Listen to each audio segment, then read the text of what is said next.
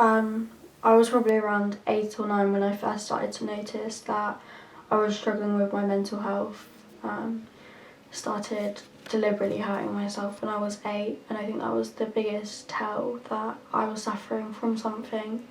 And after that, I tried to start communicating that with my parents as well.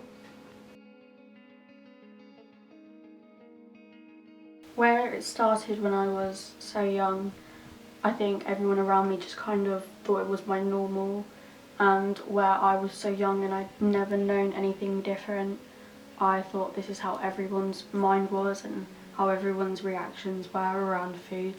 I didn't really kind of pick up that it might be what it was until I was quite a bit older. I started calorie counting. I found it really difficult to eat any food. If I didn't know what was in it, it would just stress me out, and I had to know exactly how many I was having every day, which ended up leading to a more restrictive path when it came to food. Things really started spiralling for me, I would say, in 2020. I turned to other coping mechanisms, self-harm, and I did have attempts to take my own life, which ended up with me being hospitalised in July 2021 under a section. Being diagnosed was a relief to begin with. It kind of gave me a lot of closure about what was actually wrong, and it stopped the thoughts that I was making it all up to an extent, but it definitely didn't come without a struggle. I found myself wanting to prove that it was there, and also hated the fact that I had this label and how it would affect my life.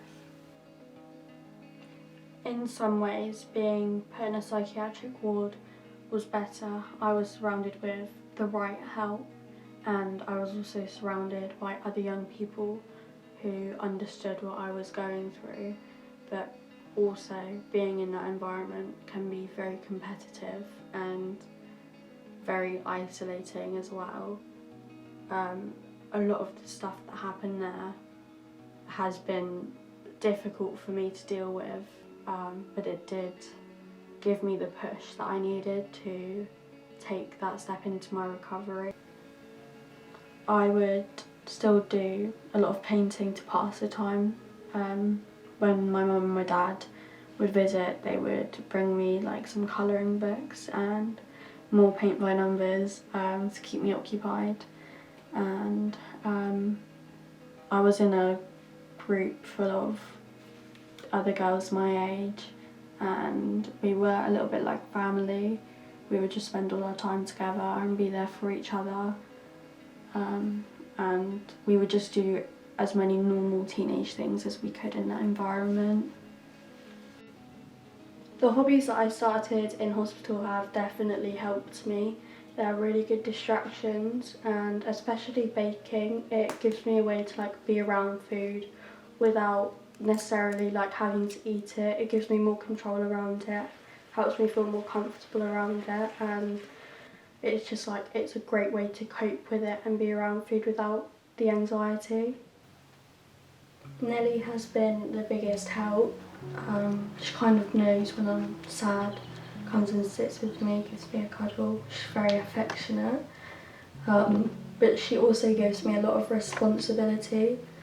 I would feel really guilty if I started to get ill again and had to leave her whilst I was in hospital, because she is my dog.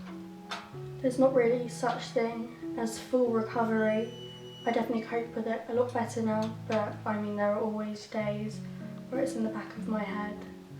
But it's a lot quieter now, and I'm a lot happier, I think, than I was before, and just coping with it is so much easier now, and I've really gotten my life back, but I don't think it will ever just be quiet.